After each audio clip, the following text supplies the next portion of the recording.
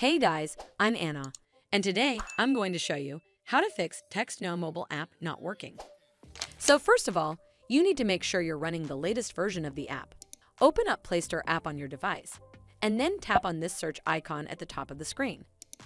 Then search for the app, and if you see this update button right next to the app name, simply tap on it to make sure you're running the latest version of the app. But if you still encounter this issue, then you need to clear app cache. Go to your device settings and then scroll all the way down to Apps and tap on it. From here, search for the app and then tap on it. Once you're on this screen, you need to scroll down and tap on Storage, and then tap on Clear Cache. Clearing app cache should fix the issue, but if it doesn't, then you need to completely reinstall the app. Follow the on-screen instructions to navigate all the way to this app page. Once you're on this screen, you need to tap Uninstall at the bottom, and then tap OK to confirm. Once it's uninstalled, simply head back to the Play Store app, and then search for the app in the search bar at the top. Over here, click on this button right next to the app name to install it back on your device.